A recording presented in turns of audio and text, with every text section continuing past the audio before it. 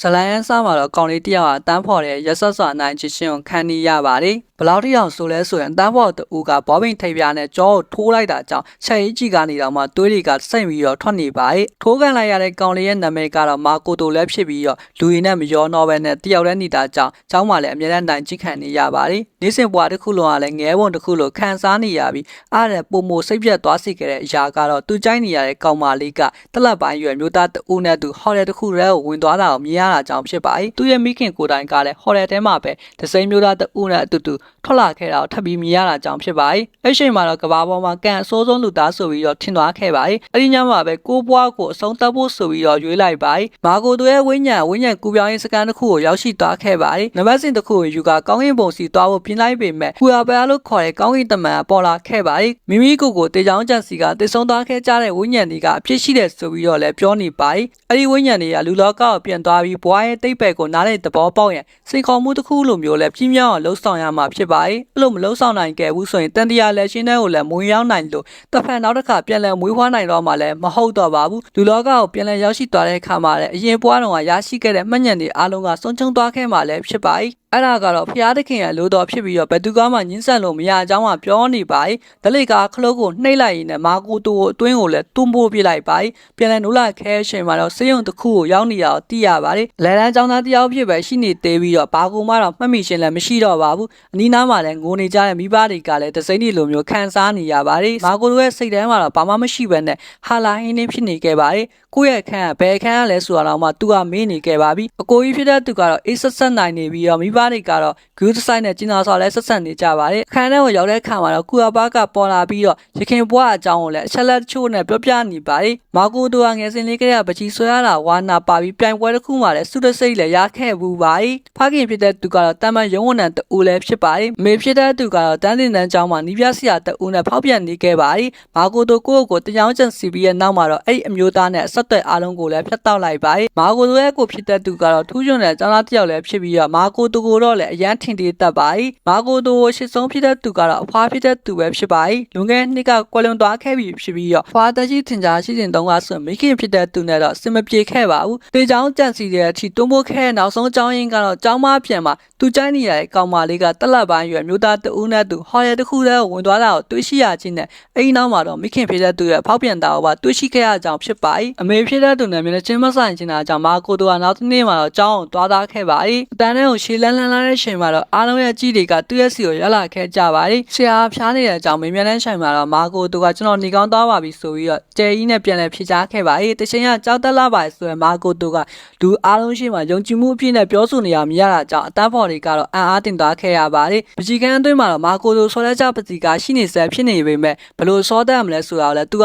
မှတ်မိမနေခဲ့တော့ပါဘူးအချိန်မှာတော့သူကြိုက်နေရတဲ့ကောင်မလေးဟာယူကာကရွှင်လန်းဆောင်နဲ့နှုတ်ဆက်နေခဲ့ပါတယ်မာကိုတိုလည်းသူမရဲ့ဖြစ်ကင်းစင်ကဖြူစင်လွန်လာတဲ့မျက်နှာလေးကိုလည်းစိုက်ကြည့်မိနေခဲ့ပါတယ်အဲ့ဒီကောင်မလေးကမာကိုတိုရဲ့ပကြီးကတကယ်ပဲကြိုင်းနီးတက်ကြောင်းနဲ့ပကြီးကားထဲမှာကောင်းကင်ပြာကြီးကအရန်လှပါတယ်ဆိုပြီးပြောနေခဲ့ပါတယ်အဲ့ချိန်မှာတော့စပိန်တိုနဲ့တခြားမိန်းလေးတူကကြားဝင်ဖြစ်လိုက်ပြီးမာကိုတိုဆွဲသားခဲ့တာကကောင်းကင်မဟုတ်ပဲနဲ့နှက်ဆိုင်နဲ့ပင်လည်းဖြစ်တယ်ဆိုပြီးပြောနေပါတယ်အဲ့ဒီစပိန်တိုနဲ့မိန်းကလေးကစိတ်လှုပ်ရှားတလုံးနေတဲ့ပုံလည်းရပါတယ်မာကိုတိုတတိပြင်ရလာခဲ့တဲ့သူ့ရဲ့ဆက်ကအရင်တော့နဲ့မတူဘဲနဲ့ကွဲပြားသွားခဲ့တာကိုလည်းတီထားမိသွားခဲ့ပါတယ်ကူရပယားကတော့စပိန်တိုနဲ့မိန်းကလေးရဲ့နာမည်ကရှူကိုဖြစ်ကြောင်းမာကိုတိုကိုလည်းပြောပြနေပါတယ်မာကိုတိုလိုမျိုးပဲအကြောင်းပါလေတခြားသူတွေရဲ့နိုင်ချင်းကိုခံရတဲ့သူလည်းဖြစ်ပါတယ်။ဆောင်ဝဲရလက်တွေကတတန်းလုံးမှာစိုးဆုံးဖြစ်နေခဲ့ပြီးအကယ်၍ဒါမာကိုတိုဟာစင်မတက်နိုင်ဘူးဆိုပါကအစိုးရထက်တန်းကြောင်းတရားခွင့်ရှိမှမဟုတ်ဘူးဆိုပြီးပြောနေပါတယ်။ဆိုလိုတာကတော့ကွန်ကြားစေပုံများပြားပါတယ်ဆိုရယ်ပုဂ္ဂလိကအကြောင်းနဲ့တရားရမှာဖြစ်ပါတယ်။မာကိုတိုကတော့စိတ်ဝင်စားခြင်းမရှိခဲ့လို့သူလိုရှင်နေတာကတော့ရှုပ်ရွေးလာတဲ့ပွားရှင်တွေများမှလူမြောက်နိုင်ရန်အတွက်ကူရပဲပေးရထားခဲ့တောင်းဝန်ပြီးမြောက်အောင်လှုပ်ဆောင်ရတာဖြစ်ပါတယ်။ရှူကိုကနေ့စဉ်ရက်စံမာကိုတိုလာနှောက်ချက်နေခဲ့ပေမဲ့မာကိုတိုကတော့ပကြီးကန်းထဲမှာပဲအချိန်ကုန်ဆုံးခဲ့ပါတယ်။အဲ့ဒီပကြီးကန်းလေးကပဲမာကိုတိုအတွက်ဆေးအေးချမ်းစွာနေနိုင်မဲ့တခုတည်းသောနေရာလေးလည်းဖြစ်ခဲ့ပါတယ်။မာကိုတိုကမရင်းနှီးရဲ့အင်ဂျီကိုမုံတိလာပြီးတော့သူ့ပေါ်မှာအလွန်ကျွံကူးဆိုင်ပြနေခဲ့တဲ့အမေကိုလည်းပို့ပြီးတော့မုံတိနေခဲ့ပါတယ်။အမေနဲ့သူထမင်းစားခြင်းကလည်းပြုတ်အပ်ရှင်စိတ်တွေဖြစ်ပေါ်နေခဲ့ပါတယ်။မာကိုတိုရဲ့ပြောစကားတွေကြောင့်အမေဖြစ်တဲ့သူကတော့စကားတော်မဟနိုင်ပဲနဲ့ခေါင်းကလည်းငွေယိုနေခဲ့ရပါတယ်။ကူအဘကစိန်ခေါ်မှုက6လတည်းမပြီးမြောက်နိုင်ဘူးဆိုရင်ဝိညာဉ်ကလုံးဝပျက်စီးသွားမှာဖြစ်မယ်ဆိုတာကြောင့်မိသားစုအပေါ်လည်းဒေါ်လာတကြီးတုတ်ပြတ်နေရမယ်အစားဘွားကိုပျော်ရွှင်အောင်ဖြတ်တန်းကြည့်ရမယ်ဆုံးဖြတ်လိုက်ပါတယ်။ နောက်တစ်နေ့မှာတော့ဖနာတိတီအောင်ဝယ်ယူခဲ့ပြီးတော့ဘွားကိုအသေးတစ်ဖန်ပြန်လည်ဖြတ်တန်းရန်လဲဆုံးဖြတ်လိုက်ပါတယ်ဟာယူကလည်းပကြီးကန်သွင်းမှာဆိုရင်လည်းမာကိုတိုနဲ့အတူမုတ်ရီကိုမကြာခဏအတူမျှဝေစားတောက်လေးရှိပြီးတော့ဆက်ဆံရေးကလည်းတဖြည်းဖြည်းနဲ့ပုံပုံနီးကပ်လာခဲ့ပါတယ်။ဒီနေ့မှလမ်းလျှောက်သွားနေတဲ့အချိန်မှာလမ်းမှာဟာယိုကာကိုမမျှော်လင့်ပဲနဲ့တွေ့ရှိခဲ့ရပါတယ်။ဝတ်ဆင်ထားတဲ့အဝတ်စားတွေကចောင်းသူတူဝတ်ဆင်ရမယ်ပုံစံမျိုးမဟုတ်ပဲနဲ့အသက်အရွယ်နဲ့မလိုက်အောင်လည်းရင့်ကျက်လွန်းနေခဲ့ပါတယ်။လမ်းကူးလမ်းမှာတော့အတန်းထဲကကောင်လေးတူနဲ့လည်းတိုင်းမိခဲ့ပါတယ်။အဲ့ဒီကောင်လေးကထီကိုငှားဖို့ကြိုးစားခဲ့ပေမဲ့မာကိုတိုကတော့ညှင်းပယ်လိုက်ပါတယ်။အဲဒီနောက်မှာတော့မာကိုတိုရဲ့အိမ်ကိုပြန်မှုပြင်နေတဲ့အချိန်မှာဟာယိုကာကလည်းရုတ်တရက်ပြောက်ကွယ်သွားခဲ့ပါတယ်။ကော်ပီဆိုင်နဲ့ဆိုင်ရဲ့ပတင်းပေါက်ကနေတစ်ဆင့်ရေးရေးလေးတော့လှမ်းပြီးမြင်နေရပါတယ်။ဟာယိုကာကတက်လက်ပိုင်းရွယ်မျိုးသားတူနဲ့တူပျော်ရွှင်စွာစကားပြောနေကြတာလည်းဖြစ်ပါတယ်။ခဏကြာမှတော့ဟိုတယ်တစ်ခုစီကိုလည်းအတူတကွလည်းရှောက်လန်းသွားခဲ့ကြပါတယ်။ဟာယူကာရဲ့စီမှာလည်းအကြောင်းပြချက်တွေအများကြီးရှိနေမယ်လို့တွေးတောမိတာကြောင့်လက်ကိုဆွဲကအဲ့ဒီနေရာကနေတက်နိုင်တယ်များအမြန်ဆုံးလဲတူတူထွက်ပြေးခဲ့ကြပါတယ်ဒီလိုနဲ့ပဲမော်ဒကောနဲ့ဓာတ်တစ်ခုရဲ့အောက်ကိုလည်းရောက်ရှိသွားခဲ့ပါတယ်အဲ့ဒီကောင်ကဘယ်သူလဲလို့မေးမြန်းတဲ့အခါမှာတော့ဟာယူကာကသူမကိုပတ်စံပေးနေသူဖြစ်ကြောင်းလည်းဖြေလိုက်ပါတယ်ကျန်းနေတက်တဲ့ຢာတွေကဈေးရန်ကြီးရတာကြောင့်အခုလိုလှုပ်ဆောင်ရတာဖြစ်ကြောင်းနဲ့လောဝတ္ထုပစ္စည်းမမောမှုကိုမဖုံးကွယ်ပဲနဲ့လည်းပြောပြခဲ့ပါတယ်တစ်ဖက်ကမာကိုတိုကတော့ဟာယူကာကိုနှစ်သက်ပေမဲ့သူမရဲ့အနေနဲ့ပတ်စံအတွက်နဲ့ခန္ဓာကိုရောင်းစားမဲ့ဖြစ်မျိုးတော့မလိုလားခဲ့ပါဘူးဒါပေမဲ့ဒီလောက်ရက်ကိုတားဆီးနိုင်ဖို့အတွက်လည်းဘာမှမတတ်နိုင်ခဲ့လို့ဘာကုမှလည်းပြောင်းလဲနိုင်ခြင်းလည်းမရှိခဲ့ပါဘူးမာကိုတိုလည်းဘာမှမတတ်နိုင်တာကြောင့်မိုးရီတန်းမှာပဲတကူလုံးချွတ်ချွတ်ဆိုပြီးတော့အိမ်ကိုလည်းလမ်းလျှောက်ပြန်လာခဲ့ရပါတယ်မိဖြစ်တဲ့သူကတပတ်လှမ်းပေးခဲ့ပြီးမှအေးဆက်ဆက်ကြီးများဖြစ်တာပြန်လဲတုတ်ပြန်လိုက်ပါတယ်ပြီးတဲ့အခါမှာတော့ဒေါ်လာတွေကိုလည်းပောက်ကွဲဖြစ်လိုက်ပြီးတော့အမေဖြစ်တဲ့သူရဲ့ပေါက်ပြတ်မှုအကြောင်းကိုလည်းမျက်နှာချင်းဆိုင်ပြီးတော့ပြင်းပြင်းထန်ထန်နဲ့ပြောဆိုလိုက်ပါတယ်အင်ဂျီကိုလည်းဆွဲယူလိုက်ပြီးတော့အိမ်ပြင်ဘက်ကိုလည်းဒေါ်လာတကြီးနဲ့ထွက်ပြေးသွားခဲ့ပါတယ်တောရပဲကြီးဖျားเจ้าတစ်ခုမှညာအေးဖို့စီစဉ်ရှိပေမဲ့တကောင်ရန်ချိန်မှာတော့လူရရန်ကျူပန်းနေခဲ့ကြတဲ့လူမိုက်ကိုင်းတစ်ခုနဲ့လည်းမမျော်လင့်ပဲနဲ့တိုးမိခဲ့ရပါတယ်ပတ်စံတပြားမှမရှိတော့တီးသွားတဲ့အခါမှာတော့ဝိုင်းပြီးတော့ရိုက်နှက်ခဲ့ကြပြီးမာကိုတိုရဲ့အသစ်ဆက်ဆက်ဖနှက်ကိုလည်းရှုပ်ယူသွားခဲ့ကြပါတယ်မာကိုတိုကတော့ရိုက်နှက်ခဲ့အမှုကြောင့်လည်းတတိလစ်သွားခဲ့ရပါတယ်ပြန်လာတတိယအချိန်မှာတော့အေးရပေါ်မှာရောက်ရှိနေခဲ့ပြီးတော့ဘသူကအိမ်ကိုပြန်ခေါ်လာခဲ့ရတယ်ဆိုတာလည်းမသိတော့ပါဘူးမြင်တွေ့လိုက်ရတာကတော့ကတင်ရဲ့ဘေးမှာထိုင်နေတာတော့အမေဖြစ်တဲ့သူပဲဖြစ်ပါတယ်အဲ့ဒါနဲ့ပဲရွှေချဝဲရကြည့်နေကြည့်လိုက်ရင်းနဲ့အမေဖြစ်တဲ့သူကိုလည်းတွန်းထုတ်ပြလိုက်ပါတယ်နောက်ထပ်3ရက်တိုင်အခန်းထဲမှာတော့ပိတ်လောင်ထားခဲ့ပြီးတော့ရှူကိုလာရောက်လက်ပတ်တဲ့ရှင်ကြမှာပဲတကားဖွင့်ပေးခဲ့ပါတယ်အခြားသူတွေကအနိုင်ကျင့်နေတာကိုဘာမှမတုံ့ပြန်ပဲငြိမ်ခံနေခဲ့တဲ့ရှူကိုရဲ့ပုံစံကိုလည်းမုံတိမိနေခဲ့ပါတယ်တကယ်တမ်းမှဆိုရင်မာကိုတိုကအရင်ကဖြစ်ခဲ့မှုတဲ့ပုံစံဟောင်းတကယ်ပဲမုံတိနေခဲ့ခြင်းလည်းဖြစ်နိုင်ပါတယ်မာကိုတိုကအရင်တော့နဲ့မတူဘဲနဲ့ပြောင်းလဲသွားကြောင်းကိုပဲစတိုက်ပြောပြနေတာကြောင့်မာကိုတိုကငါအရင်တော့ဘလို့ကောင်မျိုးလဲဆိုပြီးတော့မေးလိုက်ပါတယ်အရင်တော့မာကိုတိုကဖြူစင်ရိုးသားပြီးချနာတဲ့သူဖြစ်ကြောင်းနဲ့ဝိုင်းနဲ့ကြည်ကွဲမှုတွေကိုဘယ်တော့မှမပြောဘဲနဲ့တူတဲ့တိတ်ဆိတ်နေလဲရှိကြောင်းလည်းပြောနေပါတယ်အဲစကားကိုကြားတဲ့အခါမှာတော့မာကိုတိုကအန်ဆွဲတဲ့ကနေလှပတဲ့ကောင်မလေးတွေပါတယ်မဂ္ဂဇင်းစာအုပ်ကိုထုတ်ယူလိုက်ပြီးဒါကငါရဲ့ပုံစံစစ်မှန်ဆိုပြီးတော့ပြောလိုက်ပါတယ်ချိုကိုလည်းကရီမိုလည်းရုတ်တရက်တွန်းလွှဲလိုက်တာကြောင့်အလုံးမင်းတိတ်လန့်သွားခဲ့ပြီးတော့မာကိုတိုရဲ့အိမ်ထဲကနေပဲထွက်ပြေးသွားခဲ့ရပါတယ်ကူရာဘာကတော့ယခုမာကိုတိုရဲ့လုပ်ရက်ကအရန်လွန်နေဆိုပြီးတော့ပြောနေပါတယ်အကယ်စင်ကာပူကိုမအောင်မြင်ခဲ့ဘူးဆိုရင်ဝိညာဉ်နဲ့ခနာကိုကလုံးဝဖျက်ဆီးခဲ့ရမယ်ဖြစ်ကြောင်းလည်းဒုတိယအကြိမ်ပြန်လည်တည်တည်ပေးခဲ့ပါတယ်ကူရာဘာရဲ့စကားတွေကြောင့်မာကိုတိုကဘွားရဲ့တိတ်ဘယ်ကိုပြန်လည်တွေးတောမိနေခဲ့ပါတယ်လက်ရှိဘွားကိုဘယ်လိုရင်ဆိုင်ရမလဲဆိုတာမသိချာကြောင့်မျိုးထဲမှာပဲတူးတဲ့ရှင်တော်ကြတဲ့လမ်းလျှောက်နေခဲ့ပါတယ်လမ်းလျှောက်နေတဲ့အချိန်မှာလမ်းမှာတစ်ခါတော့ကူညီပေးခဲ့ဘူးတော့အတန်းပေါ်ကောင်လေးစာတူမိုနဲ့လည်းပြန်လည်တွေ့ရှိခဲ့ပါတယ်မာကိုတိုမေးအားမယ်ဆိုလို့ရှိရင်မြောက်ရထားလမ်းဟောင်းတစ်ချောင်းသူတကွလမ်းလျှောက်ရန်ဆိုပြီးတော့ဖိတ်ခေါ်နေပါတယ်တကယ်တမ်းမှဆိုရင်တော့အဲ့ဒီရထားလမ်းဟောင်းကပိတ်ထားတာကြာပြီဖြစ်ပေမဲ့စာတူမိုကတော့ကလေးဘွားကတဲ့မြောက်ရထားလမ်းကျောင်းတွေကိုစိတ်ဝင်စားတဲ့သူလည်းဖြစ်ပါတယ်ရထားဘူးလားတခုချင်းစီကိုခြေချင်းချောက်ပြီးတော့လေးလာနေချင်တာလည်းဖြစ်ပါတယ်မာကိုတိုလည်းညှင်းဆက်မနေတော့ပဲနှစ်ဦးစလုံးကရထားလမ်းဟောင်းတစ်ချောင်းလည်းတူတူလမ်းလျှောက်လာခဲ့ကြပါတယ်ဘူရာတခုချင်းစီတို့ရောက်ရှိတဲ့ခါတိုင်းမှာလည်းစာတူမိုကဘူတာရဲ့တမိုင်းကျောင်းတွေကိုလည်းပြောပြနေပြီးမာကိုတိုကလည်းမတိလိုက်ပါလားနဲ့ပဲစိတ်ဝင်စားနဲ့နားထောင်နေလိုက်ပါတယ်ရှင်တော်ကြလဲစကားပြောဆိုနေခဲ့ကြပြီးဘွားမှာပထမ3ကြိမ်ဖြစ်ညီထဲမှာရှေ့မြအကြောင်းအရာတွေကိုလည်းပြောပြလိုက်ပါတယ်မာကိုတိုရဲ့ဖနက်တွေကိုလူမိုက်တွေကလူ့ယူသွားကြောင်းတီးသွားတဲ့အခါမှာတော့ဇင်းနှုံးရှို့သားပြီးတော့ကြည်ကောင်းတဲ့ဖနက်တွေကိုရောင်းချတဲ့ဆိုင်ကိုလည်းခေါ်ဆောင်သွားခဲ့ပါတယ်ဒီလိုနဲ့ပဲစာတုံမိုးရဲ့အားပေးကူညီမှုတွေကြောင့်မာကိုတိုကကျောင်းဝတ်စုံကိုပြန်လည်ဝတ်ဆင်ပြီးတော့အတန်းထဲကိုလည်းပြန်လည်ဝင်ရောက်လာခဲ့ပါတယ်မျက်နှာမှာတော့ရိုင်းနှက်ခံထားရတဲ့တန်ရာရှိပေမဲ့တခြားသူတွေကကိုယ့်ဘော်ဘလို့နေမလဲဆိုတာကိုလည်းလုံးဝလည်းဂူးမဆိုင်တော့ပါဘူးဘာဖြစ်လို့လဲဆိုတော့သူ့ရဲ့ဘေးနားမှာလည်းတင်ငယ်ချင်းစစ်မှန်တူကရှိနေတာကြောင့်ဖြစ်ပါတယ်ပိရက်ဒီမှာလည်းစာတုံမိုးနဲ့သူစပိန်တွေကိုသူတို့ကစီးနှင်းခဲ့ကြပြီးစာတူမိုပြောပြနေခဲ့တဲ့ဖနက်ဆန်ကိုလည်းတွားနေကြပါ යි ညစာကိုဆိုရင်တော့စိုးဆိုင်တဲ့ဆိုင်ရဲ့အပြင်ဘက်မှာသူတို့ကထိုင်စားနေခဲ့ကြလို့မုတ်တီနဲ့အစားအစာတွေကိုလည်းပြန်လည်နေနဲ့လည်းမျှဝေသုံးဆောင်နေကြပါ යි စာတူမိုကလည်းသူ့ရဲ့မိသားစုစီမှာငွေကြေးပိုင်းဆိုင်ရာအခက်အခဲရှိနေကြောင်းကန်နေပါ යි အဲဒါကြောင့်ပဲသူကလည်းအစိုးရထက်တန်းကြောင်းတက်ရောက်ရတော့မှလည်းဖြစ်ပါ යි မာကိုတိုကတော့စိတ်မစင်းရဲပါနဲ့လို့ပြောလိုက်ပြီးတော့နှစ်ဦးစလုံးကထက်တန်းကြောင်းတစ်ခုရဲ့သူတို့ကတက်ရောက်နိုင်ဖို့အတွက်လည်းစူးစမ်းကြမယ်ဆိုပြီးဂတိလည်းပေးခဲ့ကြပါ යි စာလေးလာဖို့အတွက်ဆိုပြီးလမ်းညွှန်စာအုပ်တွေကိုလည်းဝယ်ယူခဲ့ကြပြီးတော့အတန်းစင်းချိန်တွေမှာဆိုရင်တော့စာကြီးတိုင်းမှာလည်းအတူတကွစာကြက်ခက်ကြပါ යි အဲ့ဒါအပြင်ညနေဆောင်မှဆိုရင်လည်းဘေးချင်းရှင်ပြီးတော့လည်းအိမ်ကိုလည်းတူတူပြန်လေးရှိကြပါရဲ့စာအုပ်ကြိုးစားနေတဲ့အချိန်မှာကူရာဘကပြန်ပေါ်လာပါတယ်ထက်တန်းကျောင်းတရားမဲ့ချိန်မှာတော့မင်းရဲ့ဝိညာဉ်ကလက်ရှိခဏကိုမှထွက်သွားတော့မှဖြစ်ကြောင်းဆိုပြီးတတိပေးခဲ့ပါရဲ့ဆိုလိုတာကတော့ဘွားမှာရပောင်း6လတာကြံတော့တဲ့ဆိုတာကိုလည်းသိရှိသွားခဲ့ပါရဲ့မာကိုတိုရဲ့ဖေကငါးပန်းချင်လာဆိုပြီးမေးမြန်းတဲ့အခါမှာတော့မိခင်ဖြစ်သူဝယ်ယူပေးထားခဲ့တဲ့အစိမ်းရောင်ကြားကအင်ဂျီကိုလည်းထုတ်ပေးခဲ့ပါရဲ့သူရဲ့ဖေကတောင်ပေါ်ခေါ်သားခဲ့တဲ့အခါမှာအရန်ချမ်းနေခဲ့ပေမဲ့မာကိုတိုကတော့သူ့ရဲ့မိပေးထားခဲ့တဲ့ကြားကအင်ဂျီကိုမိုးရှင်တာကြောင့်ညှင်းဆန်နေပါရဲ့ငါးပန်းချင်းကိုလည်းစိတ်ဝင်စားလို့ဘေးနားမှာပဲထိုင်နေပြီးတော့ပတ်ဝန်းကျင်အလှပများကိုသာပကြီးလဲဆွဲနေခဲ့ပါရဲ့မွန်တဲချင်းကိုရောက်တဲ့အချိန်မှာလည်းမြေကန်တပီးမှာထိုင်ပြီးညစာစားနေခဲ့ကြပြီမဲ့မာကိုတိုကသူ့ရဲ့မိပြင်ဆင်ပေးလိုက်တဲ့စားစာတွေကိုလည်းတလုံးတောင်မှမစားခဲ့ပါဘူးမာကိုတိုရဲ့ဖေကသူ့ရဲ့မိန်းမနဲ့သူ့ရဲ့တာဆက်ဆက်ရေးကိုရိပ်မိတာအကြောင်းစကားလည်းပြောနေပါ යි တကယ်တမ်းမှဆိုရင်တော့မာကိုတိုရဲ့အမေကစိတ်ပိုင်းဆိုင်ရာပြိုလဲလူနေပါဖြစ်ခဲ့ကြောင်းမှပြောပြလိုက်ပါ යි မာကိုတိုရဲ့အဖွားဖြစ်တဲ့သူကမာကိုတိုရဲ့အမေပေါ်မှာလည်းပြင်းထန်ရက်ဆက်စွာနဲ့ဆက်ဆံခဲ့ဘူးပါတယ်ဖွားဖြစ်တဲ့သူဖျားနာပြီးတော့စေယုံတရားတဲ့အချိန်မှာမိခင်ဖြစ်တဲ့သူကအစွမ်းကုန်ပြုစုဆောက်ရှောက်ပေးခဲ့ပါ යි တေကာနီးချိန်ဒီလည်း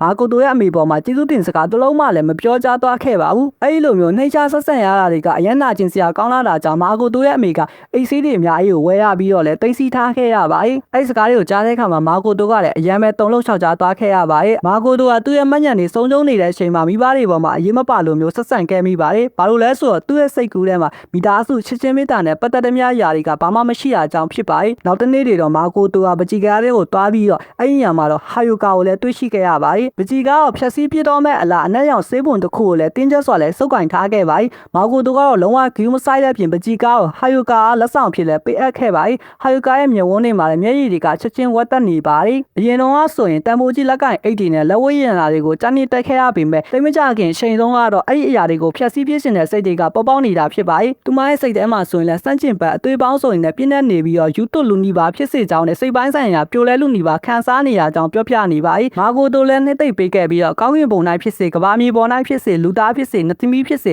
ဘသူမဆိုစိတ်ပိုင်းဆိုင်ရာပျက်စီးလူနီပါဖြစ်ရတဲ့အချိန်ခိုက်တန်းတွေကရှိတတ်ကြောင်းပြောလိုက်ပါတယ်တချို့လူတွေဆိုရင်ဘသူမှနားမလည်နိုင်တဲ့အရာတွေကိုလှုပ်ဆောင်ရှင်နေကြပြီးတော့တချို့လူတွေကနာကျင်မှုကိုပြင်းထန်စွာခံစားရတဲ့ဖြင့်ပေရှင်တဲ့စိတ်တွေကပေါ်ပေါက်လာတတ်ကြတာဖြစ်ပါတယ်ဟာယိုကာတယောက်တည်းတွေမဟုတ်ဘဲနဲ့ကဘာပေါ်မှာရှိသမျှလူတိုင်းကတခါတရံမှာတော့အခုလိုမျိုးခံစားရတတ်ကြောင်းနဲ့ဒါပေမဲ့ဖြစ်နိုင်မယ်ဆိုရင်မတိဆုံးဝဲနေထိုင်ခြင်းကတော့အကောင်းဆုံးဖြစ်ကြောင်းရှင်းပြနေပါတယ်ဟာယိုကာလည်းပကြီးကားမှထွက်ခွာသွားပြီးတဲ့အချိန်မှာမာကိုတိုကမပြည့်ပြတ်သေးတဲ့ပကြီးကားကိုညင်သာစွာထိတွေ့လိုက်ပြီးတော့နောက်ထပ်ဘယ်အရာကိုပကြီးဆွဲရမယ်ဆိုပြီးတော့ဆုံးဖြတ်ချက်ချနိုင်ခဲ့တဲ့ပုံရနေပါတယ်ခမင်းစားပွဲမှာတော့မာကိုတိုရဲ့အကိုဖြစ်တဲ့သူကတက္ကသိုလ်ဝင်ခွင့်ကိုမဖြေဘဲနဲ့တနေ့နားမှာဖြစ်ကြောင်းပြောနေပါတယ်ဖခင်ဖြစ်တဲ့သူလည်းမာကိုတိုရဲ့စီကိုစားဆောင်တစ်ခုပေးလိုက်ပါတယ်အဲ့ဒါကတော့ပကြီးအမှုပညာအထူးပြုတီးတက်အထက်တန်းကျောင်းတစ်ခုရဲ့အကြောင်းအရာလည်းဖြစ်ပါတယ်မာကိုတိုရဲ့မိဘတွေကကျောင်းဝင်ခွင့်ဆောင်ပွဲမအောင်မြင်ပဲစိတ်သက်ကြသွားမှစိုးရင်တာကြောင့်အဲ့ဒီကျောင်းကိုလည်းရွေးချယ်ပေးခဲ့ကြတာလည်းဖြစ်ပါတယ်ကျောင်းလန်းခအရန်စစ်ကြည့်ပေမဲ့မာကိုတိုရဲ့အနေနဲ့ကျန်းနေတက်တဲ့အရာကိုလှုပ်ဆောင်နိုင်ရန်အတွက်လည်းဖြစ်ပါတယ်မိသားစုတစ်ခုလုံးကမာကိုတိုရဲ့ပကြီးဝါနာနဲ့အိမ်မက်တွေကိုဆက်လက်ကောင်တဲ့ဖော်နိုင်ဖို့အတွက်လည်းတခဲနဲ့ပံ့ပိုးကူညီပေးခဲ့ကြပါတယ်